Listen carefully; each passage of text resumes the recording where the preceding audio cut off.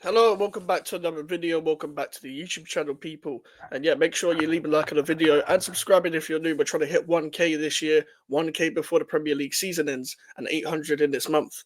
So thank you for the support as of recently. There'll be no stream today, but I'll have 3 videos out for you guys. And yeah, let's talk about it. Let's talk about the breaking news that's come up, people. Kai Havertz is injured for the rest of the season for Arsenal, and that kind of just adds to the uh, long list of injuries when it comes to attackers. I know people are going to be like, well, 4 injuries isn't long. 4 injuries is a lot. 4 injuries in the same positions, roughly, like in the front three, is a lot. Because if you look at the options they've got left, there's Wanyeri, Trossard, and Sterling. And, well, they're going to play Trossard false nine, probably, or Wanyeri false nine, because he's played there before as well. Um, Not for Arsenal, but for the Arsenal youth team. Played there against us in a Youth Cup final, I'm pretty sure. Or they just put Wanyeri on the right, Sterling on the left, and Trossard in the false nine because Gabriel Jesus has got an ACL injury. I don't remember what Saka's injury is. Same with Martinelli. But Kai Havertz is injured. Let me get David Ornstein's tweet because he dropped it today. Kai Havertz is set to miss the rest of the season through injury. Arsenal forward suffered torn hamstring during training as well. Jesus Christ. In Arsenal's camp in Dubai. Unclear if 25-year-old German international will require surgery, but focus is getting fit for the 25-26 campaign. Yeah, I feel for the guy because as much as I don't rate him as a player, getting injured in training, man, well, this was meant to be like kind of their mini break of, trying to get back on track almost. I'm not saying like the whole Dubai thing was what was going to spiral them back on like last year, even though it probably wasn't a Dubai trip. It was probably just had a mad turn in form.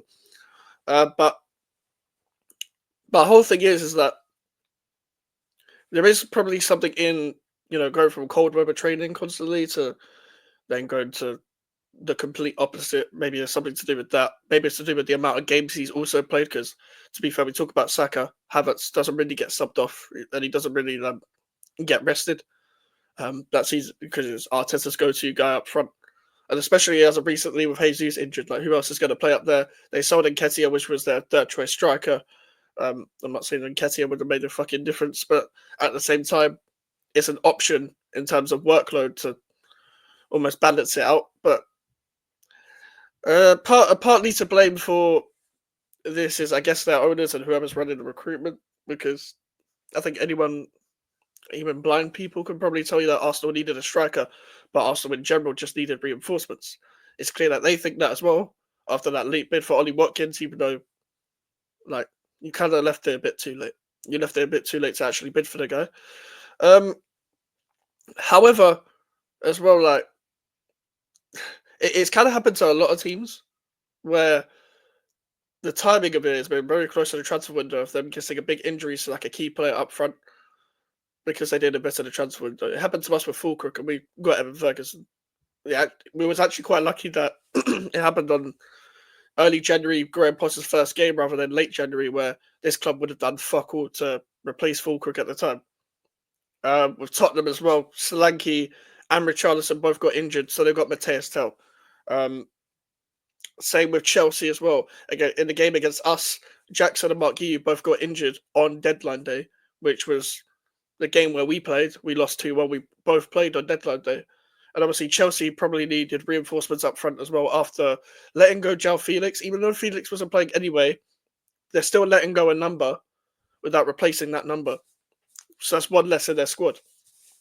People could argue that Guiu is the replacement, but was he really? Like, it's kind of the same with Arsenal because you haven't got that. Like, despite Martinelli not being good enough this season, Jesus, like, even on a small patch where he isn't good enough. Kai Havertz isn't good enough, but he's despite him not being good enough, he's still the main guy for them. So regardless, an injury is an injury. It's going to be a blow regardless, whoever's the long term, even if it's a squad player. A blow is a blow, pause. But the Saka one's the most crucial one. I guess I don't know when he's coming back, but I'm assuming because we're coming up to March today, he's coming back in a couple of weeks or in a few weeks. Obviously, we play them soon. I still don't think we'll beat them despite the injury crisis. But going on for the rest of their season, I already thought their season was over anyway, due to them being knocked out of the 2 cups. And Arteta doesn't really care about them anyway. But I just don't see them winning the Champions League, and I don't see them winning the Premier League. I think that was quite obvious from then. But it gives them less options to whoever they're going to face in the round of 16. It's going to be difficult for them regardless, because it was going to be difficult anyway. Arsenal don't particularly do well in Europe. Yes, they did come up against Bayern Munich. To be fair, even I got caught in the hype. Even I thought they'd beat them. But that was the worst Bayern Munich side we've seen in years, and they still beat Arsenal because they got more know-how. They got more know-how within these places compared to the group of players that Arsenal have, excluding the likes of Jorginho, Zinchenko, and Jesus in Champions League games. I'm pretty sure. I can't remember. There's probably others as well, but those are the three that I can remember that have a lot of Champions League experience. They're going to have to rely on, I guess, younger players if Arteta is willing to include the academy within this as well to go and replace Kai Havertz. Because as much as he's not a player of mad quality or anything, a player of mad presence that can get you bare goals, he's still their main guy. He's who Arteta thinks is his main guy. He's who Arteta's been playing throughout the whole season up front.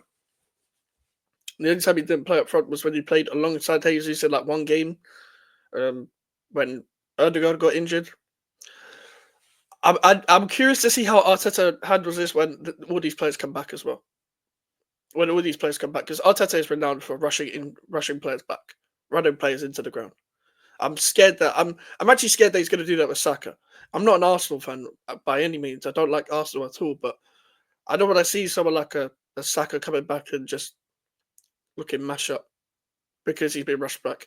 Even though I'm not German or anything, I don't want to see that with any player. I don't want to see that with Kai Havertz either.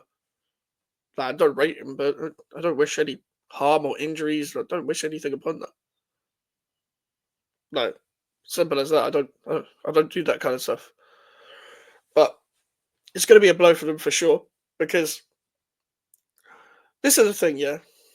We already knew that they needed players like with a fully fit squad. They needed a striker. It wasn't going to solve everything, but it would advance them quite a bit, because they still needed their left winger. Even though they've got players that can play there, it's not anyone of starting quality that needs to play week in, week out for Arsenal. That a third midfielder to complete their midfield, whatever the midfield they want to go with, because they keep shoehorning Declan Rice into positions that you can't really get into, even though his midfield is not really getting the best out of his main attributes because they don't know how to use it properly. Like, they need more than that. They need a proper left back as well, because Lewis Skelly can't do it on his own. I'm worried about him. The reason why I'm worried about him, he's a very good player, yeah, but he can't play every game. He needs to be managed correctly as well. Otherwise, in a couple of years, he'll be run into the ground, because Arsenal are going to be playing in full competitions regardless. They're not going to drop out of Europe anytime soon. So even for some reason they drop out of the Champions League, they'll play Europa League. Even though I don't see that happening anytime soon. So regardless of the situation, Arteta needs to do better in terms of man management and game management and whatever. But for me, I'm not going to really blame him for this, but it's kind of the risk when you play so many games. You're used to training in cold weather, then you transition to warm weather. These are the kind of things that are going to happen. So we'll see. We'll see when Saka comes back as well. I'm assuming he comes back soon, so that will give a big lift to their attack anyway, because they rely on him a lot. But listen, people, we're going to have 2 more videos out today. Make sure to leave a like on the video. Make sure to subscribe, and I'll see you guys later.